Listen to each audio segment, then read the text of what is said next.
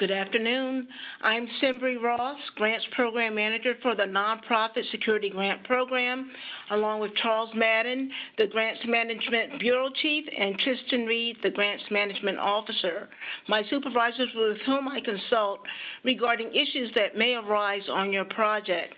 Today, our focus will be on the submission of the Environmental and Historic Preservation Screening Form and the approval process. Please make sure that you have the following materials: your PowerPoint presentation, an EHP screening form, the sample, an updated EHP screening form, a W-9, a master supplier form. For this training, please mute your phones. However, throughout, you will have the opportunity to text your questions. The agenda for today can be found on the first page of our PowerPoint presentation. Your subawards have been issued in SAA-SP. If you've not returned a signed subaward letter, please do so as soon as possible by uploading it in SAA-SP. Today we will also review quarterly status reports, reimbursement requests and payments, project file, and FEMA's EHP review and approval process. Just so that you also have some understanding of where we are currently in the whole scheme of the universe, the timeline that you see before you is notional. In an ideal world, I will complete the review of all PMPs by next Monday, November the 30th. Thereafter, December the 31st, we hope that you will complete a W-9 and master supplier form. The earliest we would anticipate you to submit any kind of EHP documentation to us would also be on December the 31st. Thereafter, the next absolute requirement is for you to submit a quarterly status report on January 10th, 2021. Thereafter, if you have submitted an EHP screening form to us within the next month, FEMA approvals might be received by our agency between January and March. Upon the receipt of FEMA approval, then you can begin your project installation, your equipment installation.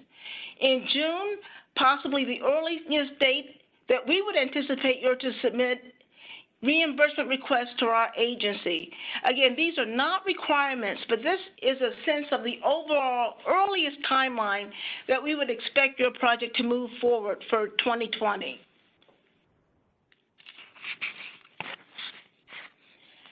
Quarterly status reports are submitted each quarter, as the name implies, to show us and tell us what progress has been made on your project. The first quarter is from January 1st to March 31st, Q1, and that's due on April the 10th. Thereafter, Q2 is due on July the 10th, reflecting work done from April the 1st to June 30th. The third quarter is from July the 1st to September the 30th, which would be due on October the 10th. And then the fourth quarter is from October the 1st to December the 31st.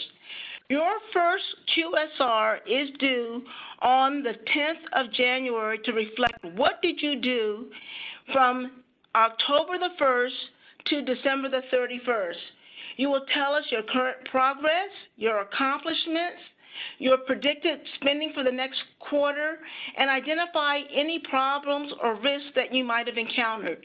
You'll note that if there is no activity for the quarter, you will be able to indicate on the QSR no activity by checking a box saying no activity. It may then ask for you to complete why there was no activity. If it was COVID, prevented vendors from coming to your facility to provide more information, then you would indicate that as a reason, an impediment for not getting any work done during the quarter. Or if you hadn't had an approved PMP or submitted EHP materials to our agency, again, those things can be noted as no reason for activity. You would also then be asked to complete your projected spending for the next quarter, which in all likelihood would be none.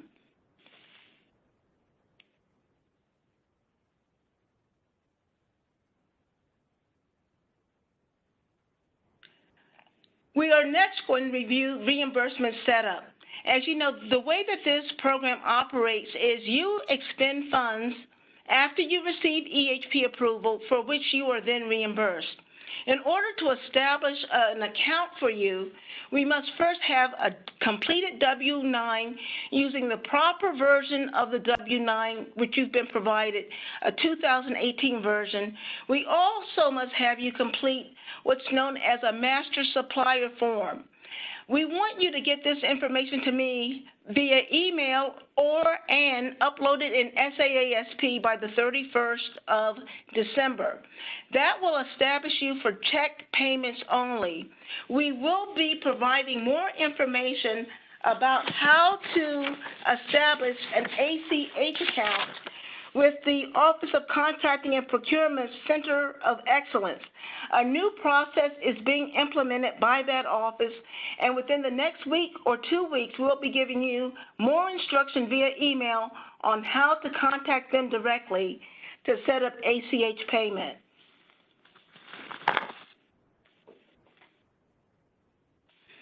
Now, what does documentation for reimbursement consist of?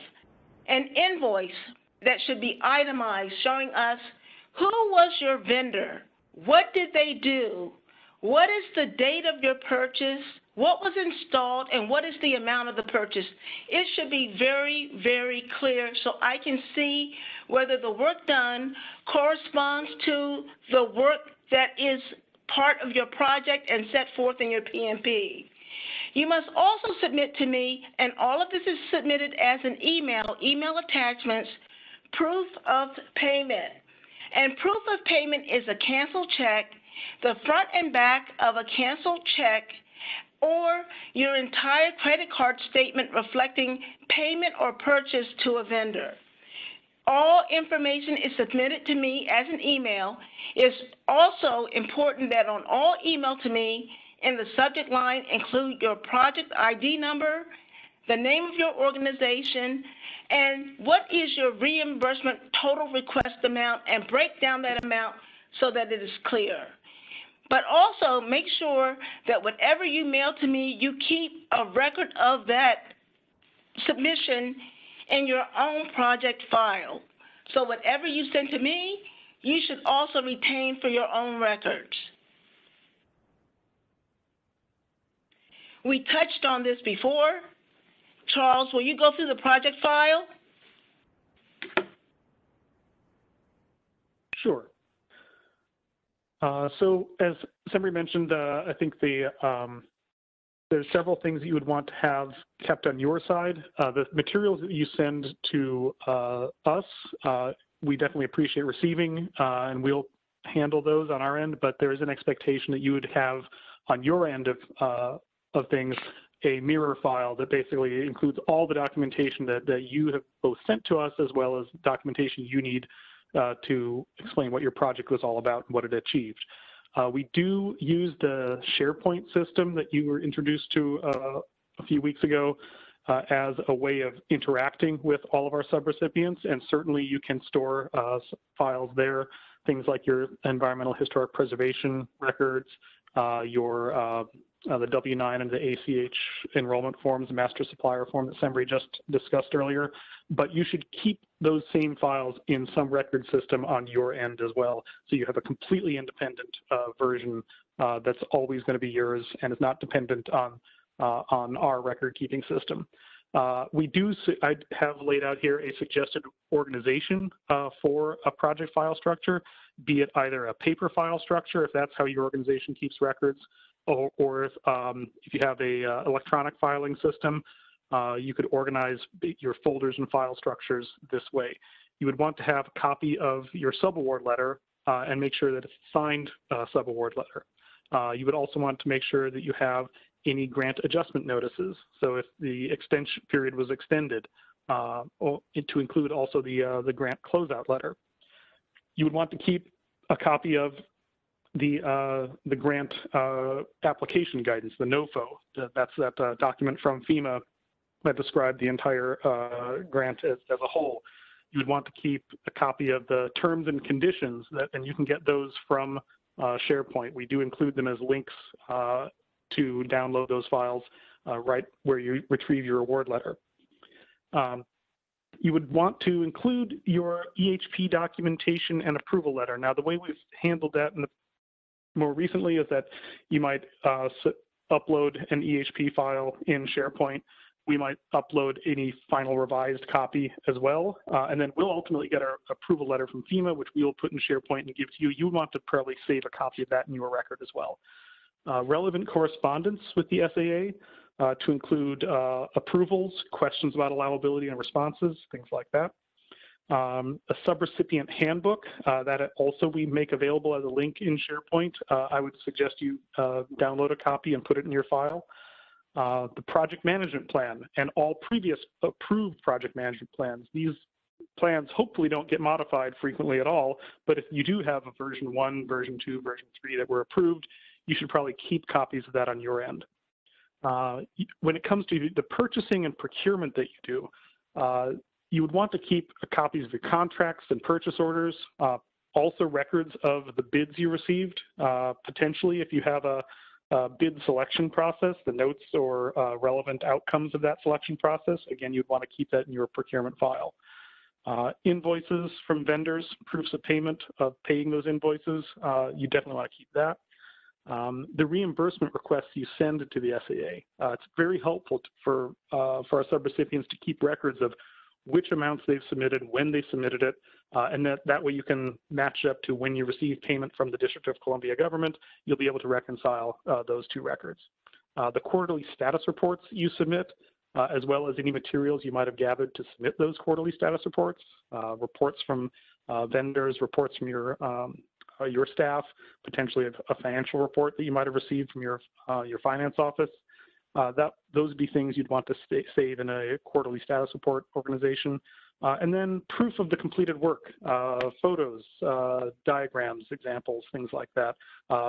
Several years from now, somebody might ask, what did you do with this grant? And if you have that in your file, that'll be a place you'll always have that record.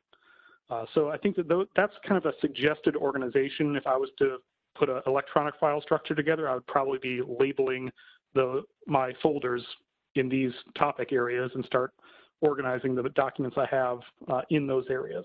And again, you can do it in paper if that's how you maintain your normal business records. We'd highly encourage people to have an electronic backup.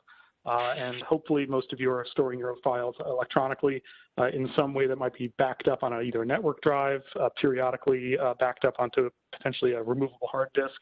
You really want to make sure you don't have to reconstruct one of these things from scratch. You want to prevent any kind of record loss, just like you would for any of your organization's documents or other files like that. So next, the big topic, environmental and historic preservation. What is EHP? And in order to really have a proper context, understand the purpose. Whenever a project may affect the environment, including the integrity of historic buildings, the project must be approved by the Federal Emergency Management Agency. So not only the integrity of historic buildings, but things such as ground disturbance, all must be approved by the Federal Emergency Management Agency. Charles, if you would. And this is a topic that we deal with on all of our FEMA grants to our local government partners as well. The Federal Emergency Management Agency has to comply with a variety of federal regulations to include environmental preservation, historic building preservation, laws regarding federal projects that might interfere with the migratory path of wildlife or birds, wetlands. There's a whole range of things that the federal agencies have to comply with when they intend to spend funds on projects. And that now includes the projects that we have. Small though they might seem, FEMA needs to have some assurance that the money that they're giving does not violate one or more of these laws. So they've developed the EHP process to have one approval that covers all this range of different regulation.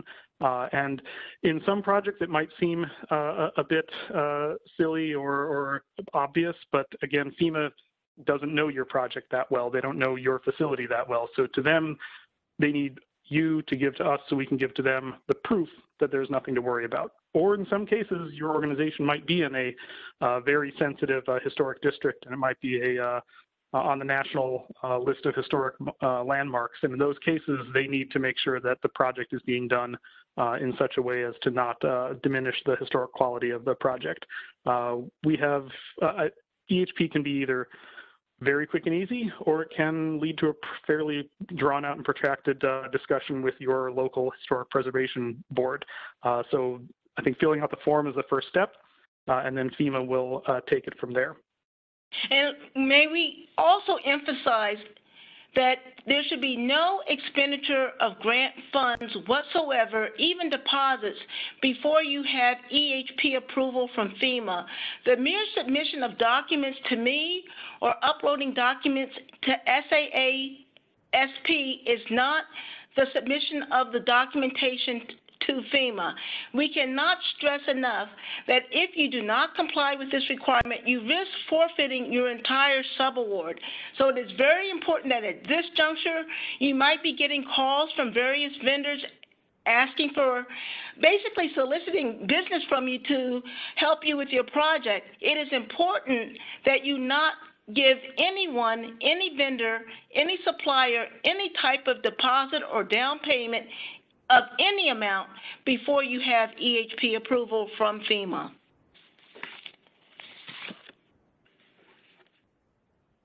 So part of the necessary review and approval process will be that you will complete an EHP screening form. We're asking you to use the form that's been provided as part of this training. It is unlocked with no character limit. If you go on the FEMA website and use their form, it is cumbersome and it is difficult to use because there are many character limitations within the different spaces in the form. So please use the form that we have provided. When the form is provided to us in SAA-SP, it will be reviewed by me for completeness.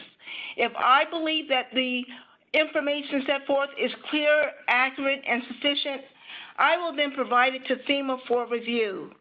FEMA will then possibly seek more information from me, and if that happens, I will notify you. But I will be acting as the direct contact on behalf of you as the subrecipient with FEMA rather than you're engaging with FEMA directly. And FEMA will notify our agency within 45 days, ideally, of the review status. So we mentioned that you have the current version, and you're going to be completing sections A, sections B, and sections D. You might also at this time refer to the sample that's been provided. In section A, you're going to set forth the grant number for the award that the National Capital Region has received. It is not the subaward ID number that you have for your individual project, but the number for 2020 is set forth in the sample. The program is the Nonprofit Security Grant Program, and the grantee is our agency, the DC Homeland Security and Emergency Management Agency. The point of contact is Charles Madden. Our address is put on the form, as well as Charles' email address. You are the sub-grantee, so beginning with sub-grantee information, you list your information, the name of your church, your point of contact, your address, your point of contact's email address, and the total cost of your sub-award. All project just to go over, just to skip, go over a couple of points that Sembri just mentioned. The first one is that please make sure that when you submit this PDF document, that it is saved as the writable form of it, so you're not like scanning it into an unwritable version or turning it into an image, because we usually will want to fill out the top portion of Section A to identify the grant number, to identify the grant point of contact, make sure all that is correct, because FEMA will communicate with us using that information. It'll also enable us, if there's a minor corrections needed, we might be able to just make the correction on our side instead of having to send it back to you just to get a new version of it. And what's being displayed here is an example of what a made-up an EHP review project might look like. So SEMBRI created this notional Cape Point Community Center, and we'll walk through this notional Montgomery County NSGP project as we go through it, just as an example of how one might be filled out if everything was completed. And again, all the project titles will be the same: target hardening. For project location, you will list your address or your latitude and longitude, or both. You then will go into your project description. This is not a recitation of your investment justification. It is clean and quick. What is the equipment that you are installing and where will it be installed? It could be a simple list of all of the equipment being installed and where. You can also include an AEL code. You should have your AEL codes from the time of your application. But we don't want to see here things such as see attachments, see other documents, or things such as in described locations.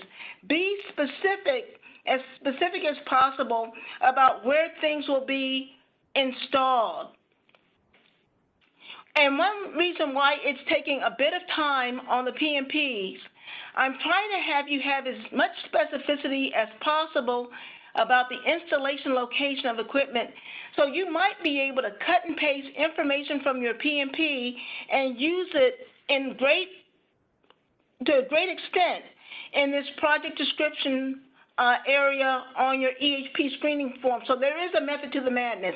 Hopefully your PMP will have sufficient specificity that you can readily transfer that information from the PMP into your project description.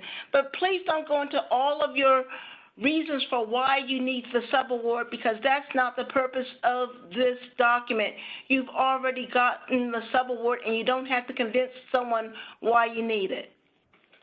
The next section, for everyone, it'll be basically the purchase of equipment.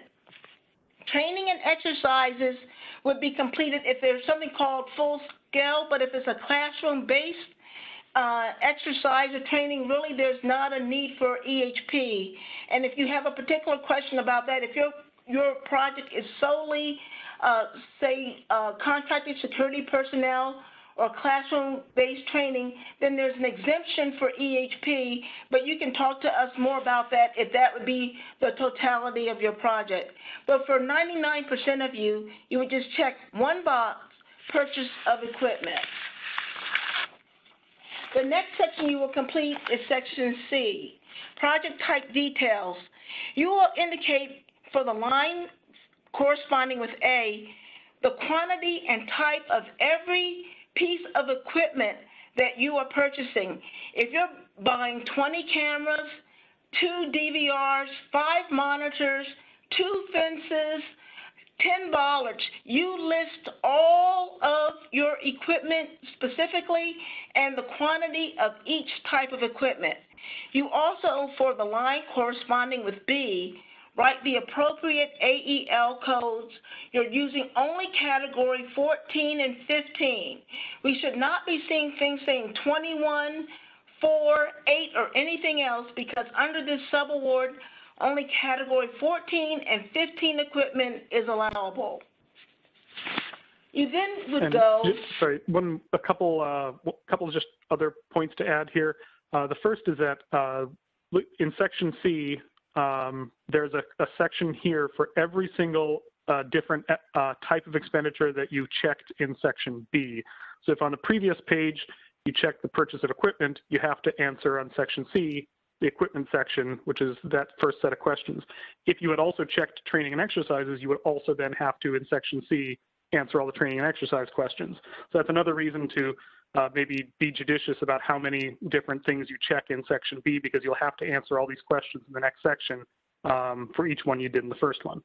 The second point to note is, actually, Tristan, if you scroll up just a touch back to the equipment that was listed.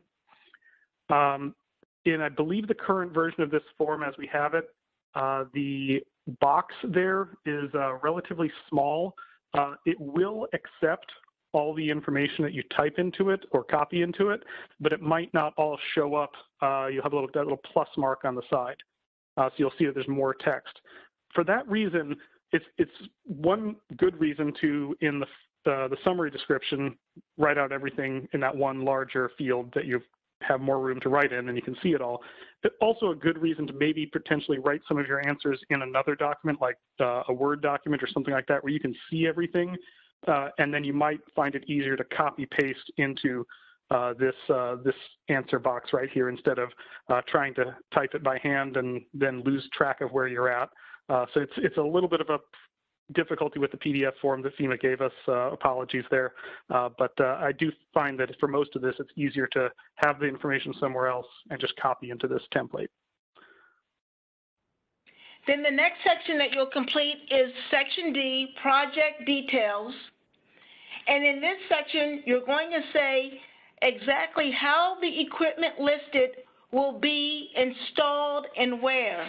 So for instance, if you have 30 interior cameras, you want to tell us how they will be installed, whether they're going to be mounted, fastened, affixed, or otherwise bracketed to your building, in what locations, interior walls of the sanctuary, balcony, nursery, dining room, kitchen, classroom, elevator. Here we want specificity in terms of installation method and location of installation of equipment, because this goes to FEMA's determining what effect does this project have on the integrity of a historic building, and that's the whole purpose of the entire EHP process. So we just don't want something here say see attached in designated locations. We want you to say specifically what will be installed, where and how. Where and how are the questions for everything. If something is going to require ground disturbance, you go to B. Typically, you will find the need to complete the box for B when you have fence posts and things along that line. If there's going to be a need to dig a hole that's 12 inches deep and 5 inches wide in terms of the circumference of a fence post, this needs to be indicated in that box. Box number B, any kind of ground disturbance. You'll next complete the second box, the age of the building. Please have the specific age of the building, not approximately 100 years ago, not approximately 70 years ago, but the age of the building. If there are additions and renovations to the structure such that you know that there was an annex added in 1990, you have a box below that to indicate what additions were added to the primary structure, the main structure, and when. You'll also be asked if there are any buildings in the vicinity adjacent to your facility that are more than 50 years old or older. If the answer is no, check the box no. If yes, then go ahead and provide the information that's requested. The final sections that you'll complete are on the very last page, sections 3 and 4 of the last page of the form, photos that are required. Labeled photographs, ground level photographs of the project site. You want all sides of your building from top, meaning roof, to ground.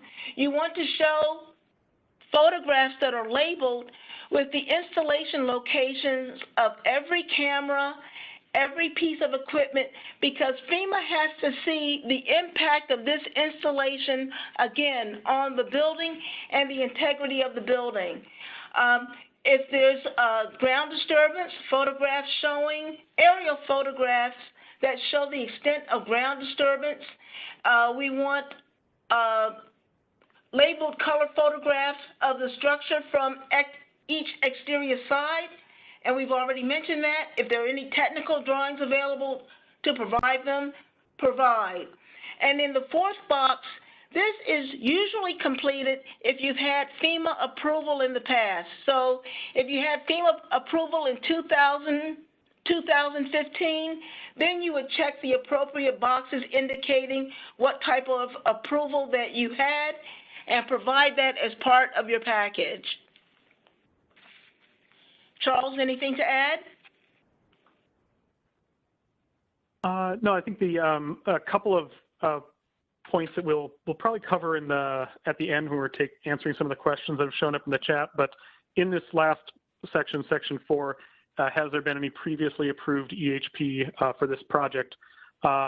If any of the current applicants that are dealing with the 2020 award have previously received an NSGP or other type of award that previously received some kind of EHP approval, you would still need to go through a fresh approval process for 2020. So because FEMA approves by grant year and by project, not across the board for a facility. So it's not that you wouldn't have to do this at all. You would still have to fill out the form and submit it.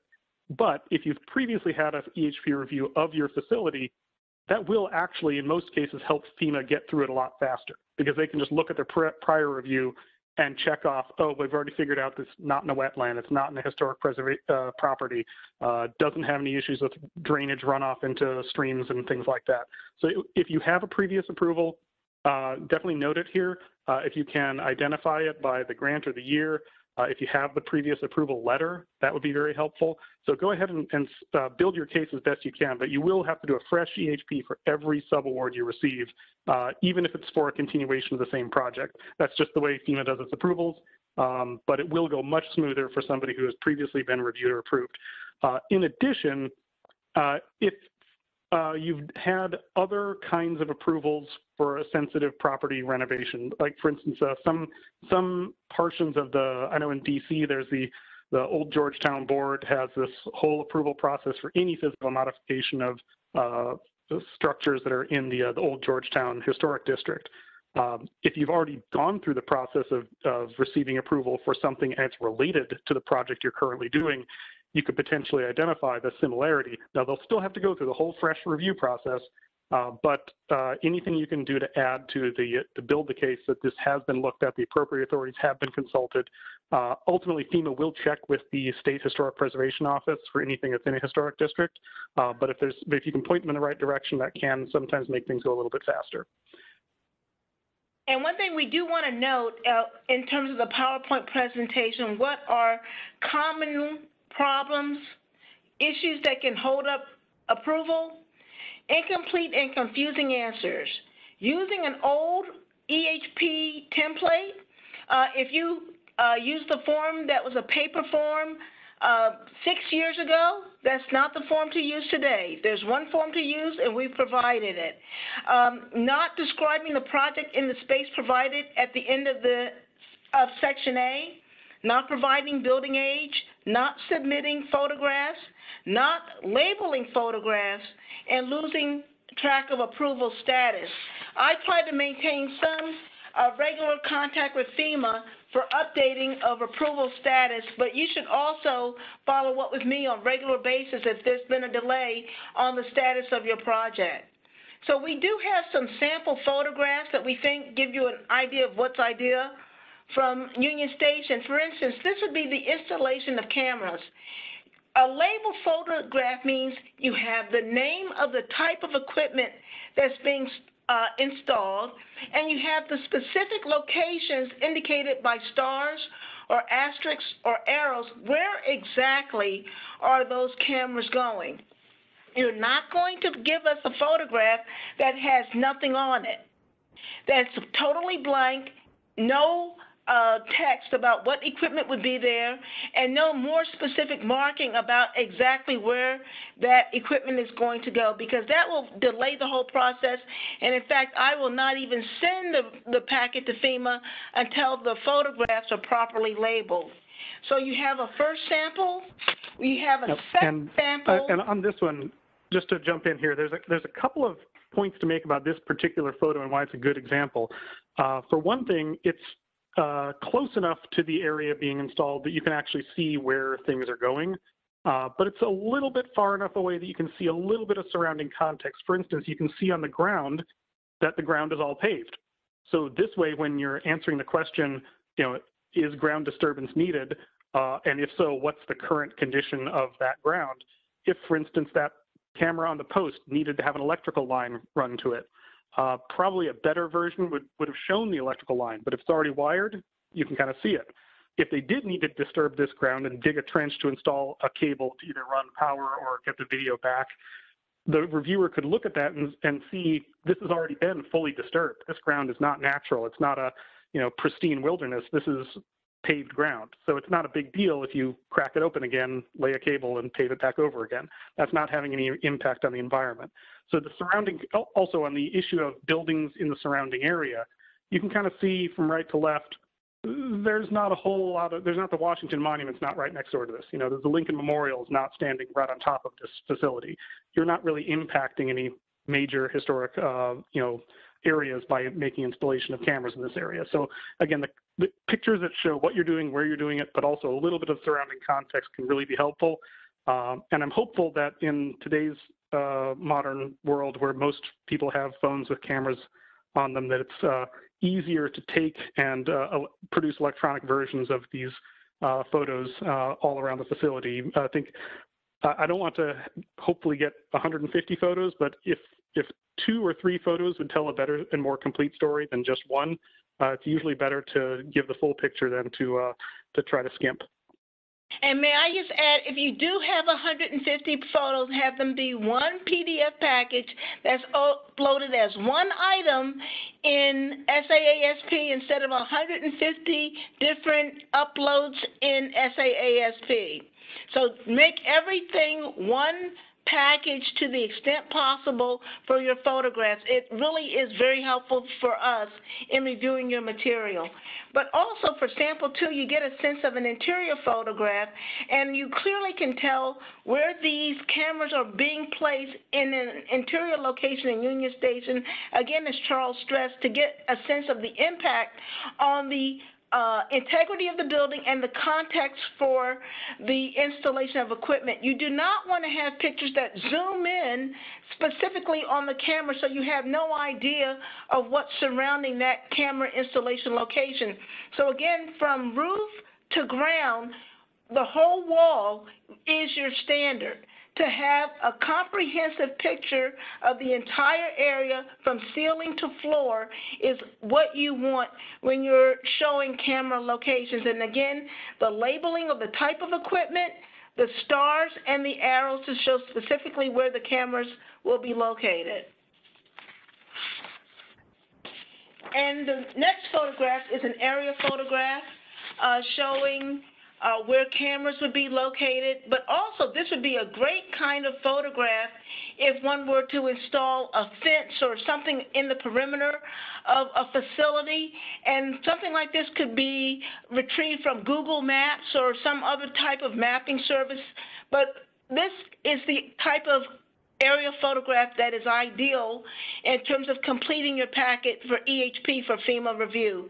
But again, this is something you would also use for any exterior fencing or bollard or barriers kind of installation, so that the agency, meaning FEMA, would have a sense of the contact or context of those items that are being installed. Yeah. And from the context of aerial photography, if we could go back to that one just really quickly. I think this is a good example for several things. For one, I know that some applicants in the past have felt very intimidated by the prospect of having to fly a helicopter over their facility to take photos, and this is to put your mind at ease. You definitely don't have to do that. When they're looking for aerial photography, just any one of your satellite mapping programs would work, Google Maps, whatever other ones are out there.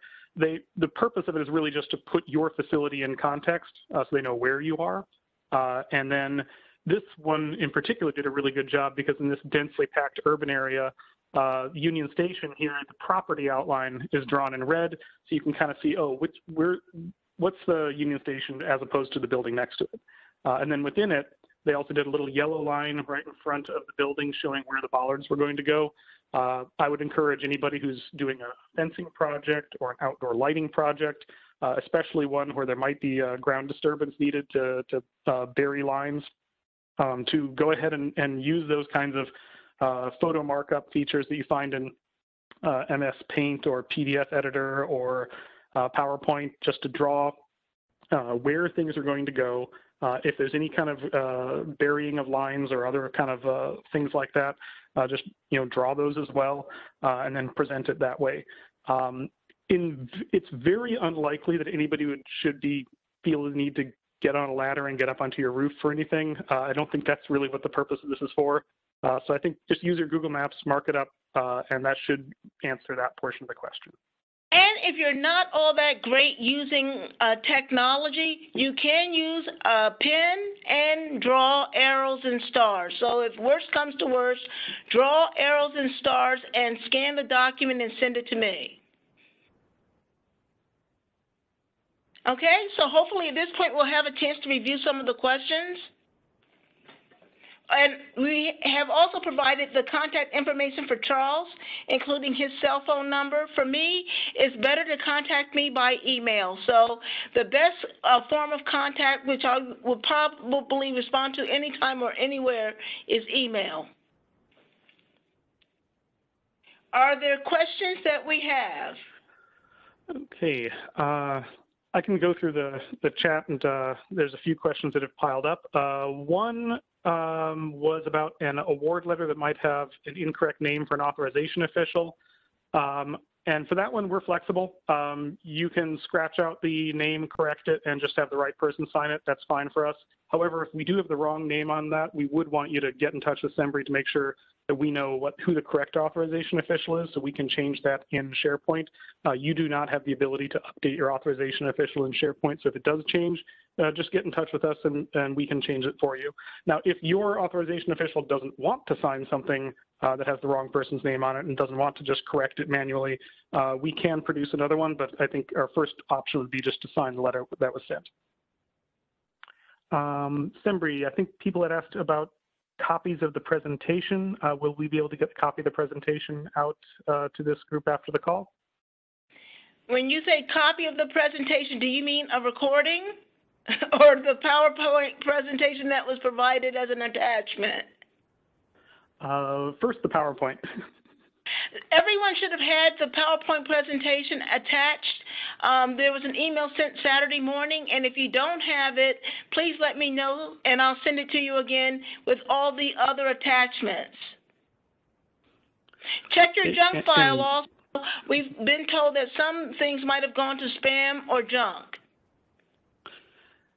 And we are recording this presentation, so hopefully it'll be available for people who were either need a refresher or weren't able to join us today. And we will be looking forward to integrating an EHP module into a learning management system, so we'll have a more evergreen version of the training available to all subrecipients hopefully shortly. A question about submitting vendors' proposals for approval about eligibility. I think the best way to make sure that eligibility is being approved ahead of time is to make sure that it's in your project plan as clearly as possible. If you have a specific question or we have a question about something that's in your PMP that's not clear, we can try to clear that up by email. But again, it's the work that's being described in your PMP is the best way to get your eligibility validated. And if we were to review any kind of other documentation, it would not be to approve a specific vendor per se, but we're looking at the type of work being done to the best we understand it. And we also do not recommend any vendors in particular. And SEMBRI, maybe you can answer this one. If there's a previous subrecipient, would they need to submit a new W-9? It depends on when the W-9 was completed in the version. I would think that possibly if you just had a 2018 version completed for, let's say, a 2019 project, you're probably fine. But if you completed something other than a 2018 version of a W-9, then that could be problematic, particularly with the new implementation of an ACH policy. So that's something, please send me an email and we can follow up on that. but don't forget that another email will go out in the next week or two with the new PCOE procurement policy regarding ACH enrollment. We have several questions about payment method and timing of payments, and we can get to those. I did want to wrap up with some of the EHP questions as the primary purpose of this particular presentation. One question was, do we have to have an approved PMP before submitting the EHP? Sembri, what's your... My preference is yes, because if I find that you have included elements in your PMP that are unallowable or not in your investment justification, there's a high likelihood that those same elements have been included in your EHP screening form. So I would prefer that you wait for the approval of your PMP first before going forward and submitting EHP. Okay. There was a question about aerial photographs being taken from the roof or an upper level of the building. I think we addressed that with encouraging people to start with Google Maps. If for any reason whatsoever FEMA desires to have more or better views of the top of your building, I think we should put it on them to explain what they need. I have never seen them as that. A difference, somebody asked a question about in section B, the difference between installation of equipment and renovations, upgrades, or modification. And just to let everybody know, for most of NSGP, due to the size of the awards as well as the allowable costs, in most cases, what you're doing is purchasing and then installing equipment, be it lights, fencing, security cameras, security systems, things like that. Renovation, upgrade, and modification is usually where you're talking about like tearing down walls and setting up new ones. And in most cases, that's not what's going on with NSGP. If you feel like you are doing a project that does involve renovation, upgrade, or modification, you can fill out both sections, or you can just fill out the renovation section. But in most cases, you're buying equipment. I think we can get into, if you have a specific example, we can follow up with that particular project offline. And if we include training in our PMP, do we check that off on the EHP form? I believe you would, but if it's classroom-based or and discussion only, meaning you're not running around in the field, then you should clearly identify that, and I believe there is a way to that'll be then categorically excluded. And it does say specifically that there's no need to complete that form. If you read it very closely under training, it says that the form then does not need to be completed for classroom-based discussion. Okay.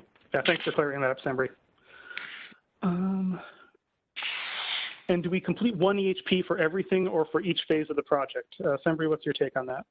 The EHP should reflect your entire project. Everything that you're going to install, all the equipment, we don't care what your timeline is for installation. What we care about is the completeness, the entirety of the project. So I don't need to know what's phase 1, phase 2, phase 5, phase 10. I just need to know about the entirety of the project. Okay. One question about if the subrecipient has floor plans or architectural designs of the locations, can we include that in our EHP in addition to pictures? Yes, everything helps. I think they will still want to have a color photo of the facility, as Sembri covered earlier. You'll want to have the aerial and you'll want to have the exterior, hopefully maybe even interior photos of where things are happening. But certainly the floor plans will help put everything in context and will probably be useful to FEMA.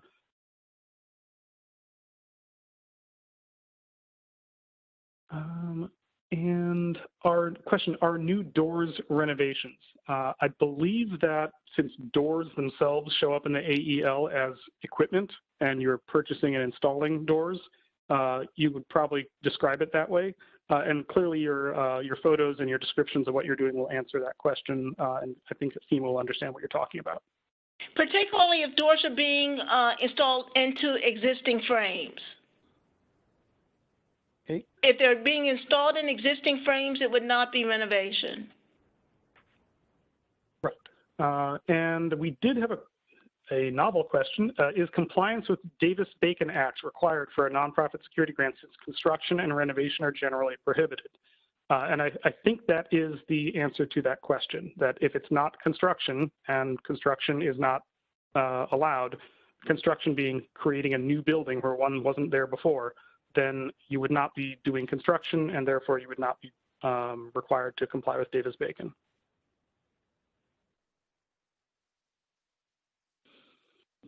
All right. So that seems to be the EHP level questions. We did have a few questions about procurement, receiving bids. Again, I think the CFR is the best guide there. It is referenced in the subrecipient handbook and in the NOFO as well.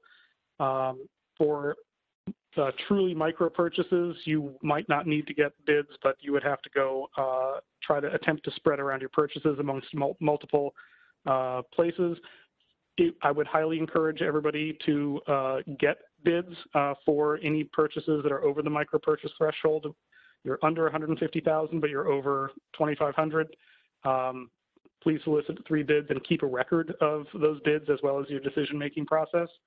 That is to encourage competition, and that is a federal requirement, but we can point you to the specific language in the CFR if you have a specific question. Sembri, do you want the canceled check or just a copy? I believe, would that be a photocopy or a printout from a bank statement, or they show you an image? I would like to have the copy of the check. If any images provided, it should be a complete front and a complete back of the canceled check. Okay. And how would one either, if a project plan has been rejected, what would their next step be? And related, if they realize they need to make a change to the project plan, how would they request that you send it back to them for revision? For the rejection, there should be detailed notes. I try to be as thorough as I can in terms of the reason for the rejection. However, I will note this. Some of the things are going to be rejected repeatedly because so much needs to be done to bring them up to where they need to be. So you might get many rejections, and please don't be discouraged, but it might be too overwhelming to deal with everything in one time or at one time. So follow the comments, the rejection comments that you received regarding the PMP. If there's a need to change dates on a project that's been approved, you can let me know that, and I can reject it at your request so that you can modify the date, start, or end dates for milestones or deliverables. But at this point, I wouldn't really worry about it unless they are off by a gazillion months, like more than 2 or 3 months, 6 months or more. Otherwise, I really wouldn't worry about it at this juncture. Okay, and on that note, actually, as we do our quarterly reviews, if we note that a certain project has gotten too far off schedule, that your reports are basically showing that you're months behind where you were supposed to be, that's something that will, if it gets too far out of whack, we will probably, after the quarterly report is received and reviewed, send you a corrective action to update your PMP, and at that point we would then reject the PMP. But if you need to make a change, you would have to contact, either we have to do it proactively due to needing a corrective action, or you would have to get in touch with Sembri to ask for the PMP to be sent back to you, because once it's been submitted and approved, it's no longer editable on your side. That also might get us into the question about requests for extending the period of performance. These grants were issued, the 2020 grants were issued with a 2-year period of performance. Hopefully everybody's able to complete their project within that time frame. And I think that we would probably, we can extend when there's an identified need that is fully justified. Today is probably not yet late enough in the period of your 2-year projects to start talking about extending a 2020 award, although there are always exceptional circumstances. Some of your organizations are current recipients that might have existing awards that are entering their 2nd or 3rd year. If you do have a need for an extension, I think you should identify it and get in touch with Sembri. It's probably worth reporting it if you didn't report it in your last QSR, do it in your next one, but certainly submit the extension request form. There is a template on our website. If you aren't able to find it, we can send you a copy of the extension request form.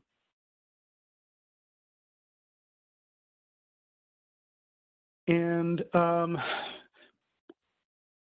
question on reimbursement. I know Sembri had mentioned that the default setting for all of our awards is to pay as a reimbursement, and that's done for several reasons. One, it means we're giving the exact amount of funding that is needed because it's already been paid and it's identified and it's final. Second is it definitely keeps your organization safe from ever having to repay us or FEMA. We do not want to be in a position of having to ask, especially nonprofits, to refund any money that might have been paid out. And additionally, it also, any funds paid in advance of actually incurring the cost on your end would potentially raise the specter of having to track interest and potentially not only keep track of it, but potentially even refund FEMA whatever their required share of the interest is. All of those elements are complications that we try our best to make sure they're not your problem. Paying on reimbursement avoids all of those issues, is the lowest risk way of proceeding. In specific circumstances, if your organization has such cash flow shortages that you will not be able to pay for the item up front and then seek reimbursement from DC, that's something to discuss with Sembri, and we can work with you to figure out if your particular case is one that justifies payment in advance. And if we were to go down that road, we would have to have a very clear understanding of exactly what the timeline looks like. And that would, we want to make sure that no funds are received except at the very last minute before you need to pay a bill. That way you don't have to track interest. But I don't believe that in any case we would be allocating or paying out the full amount of the award up front before any costs have been incurred. Again, every case is different, so please get in touch with Sembri to figure out exactly what your situation is.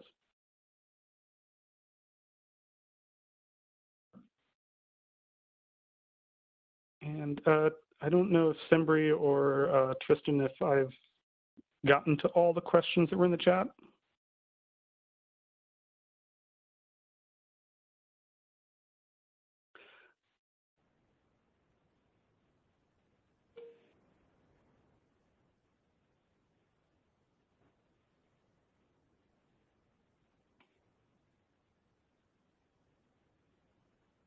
Okay, I know we're up on our 4 o'clock hour, so we will review all the questions that showed up in the chat. If we didn't get to them, we can put together a Q&A to go out with an email. And Sembri, do you have any other closing comments? Happy Thanksgiving. No closing comments. Okay. We'll also send out, as we receive your W-9s and ACHs, I think we'll send you a reference to the normal time frame for reimbursement. I believe at a minimum, the district has the Quick Payment Act of 30 days, which is once we have received and approved your reimbursement and we give it to the Chief Financial Officer's office, they have up to 30 days to pay those reimbursements. So it's, I guess, in your best interest as well as ours that the reimbursement comes in clearly documented, well organized, very clear top to bottom the first time. That minimizes the amount of time that Sembri has to review it. That also minimizes the amount of time that the CFO has to review it. And then they will have up to 30 days. We do ask them to prioritize nonprofit payments, but we can't really force them to move faster than the 30 days. So I would say at least 45 days from start to finish. And stay in touch with our office about any specific cash flow shortages or priorities so that we can handle those accordingly. Okay, I think that is the end of the questions. We'll look at it again just to make sure we got them all. You have my contact information. You have Sembri's contact information. Hope you found the EHP webinar of assistance. And we will get a copy of this available to anybody who wasn't able to join. And thank you for joining us today. And again, everyone, continue to stay safe this holiday season.